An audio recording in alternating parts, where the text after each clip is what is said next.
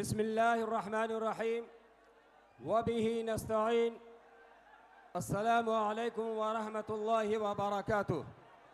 صدر ذی وقار حضرت امیر شریعت مدظل العلی، زعماء قوم ملت، دانشوران و حاضرین کانفرنس، آج کا یہ تاریخی دن اور گاندھی میدان کا یہ عظیم الشان اجتماع اس بات کی شہادت دے رہا ہے کہ امت مسلمہ بیدار ہے، زندہ ہے اور اپنی دینی و ملی جائیداد، اسلامی شناخت اور اپنی نسلوں کے ایمان کی حفاظت کے لیے ہر قربانی دینے کو تیار ہے۔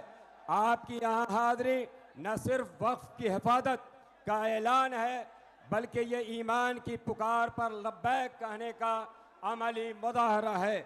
حضرات گرامی، All India Muslim Personal Law Board کی تجویز، بہار کی تمام ملی تنظیموں کے مشترکہ تعاون سے امارت شریعہ بہار، اڑیسہ، جھارکھنڈ و مغربی بنگال کی یہ کانفرنس وقف بچاؤ دستور بچاؤ ایک ایسے وقت میں منعقد ہو رہی ہے جبکہ ملک کا مسلمان دو راہے پہ کھڑا ہے اور ہم تنظیموں اور ذمہ داروں کے سربراہان، خانقاہ کے سجادگان اور بزرگوں کی طرف سے آپ تمام فرزندان توحید، برادران وطن کا دل کی گہرائیوں سے استقبال اور خیر مقدم کرتے ہیں اور شکریہ ادا کرتے ہیں اور امید کرتے ہیں کہ ہم سب مل کر ملت کے اس سفینے کو پار لگانے کے لیے کوئی لاہ عمل طے کریں گے۔ اگر ہم نے اخلاص اللہیت، حوصلہ و ہمت، حکمت و فراست، جہد مسلسل سے کام لیا تو انشاءاللہ ہماری کوششیں ضرور کامیاب ہوں گی۔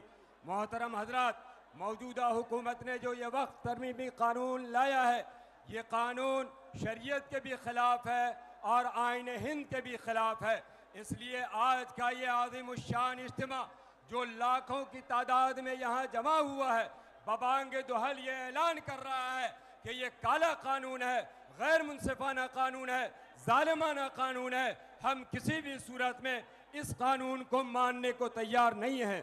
میرا خطبہ استقبالیہ کچھ لمبا ہے، بس میں اسے مختصر کرتا ہوں اور آخر میں صدر جلسہ حضرت امیر شریعت کا شکریہ ادا کرتا ہوں جن کو اللہ نے فکر ارجمند، دل دردمند سے نوازا ہے۔ میں مسلم پرسنل لاء بورڈ، ملی اداروں، خانقاہوں، مدارس کے ذمہ داروں، دانشوروں، صحافیوں، پرنٹس اور ایکٹس میڈیا کے ذمہ داروں، پولیس انتظامیہ کے لوگ، امارت شریعہ کے تمام ذمہ داران، کارکنان، تنظیم امارت شریعہ کے ذمہ داران، نقبہ، ائمہ مساجد کا شکریہ ادا کرتا ہوں۔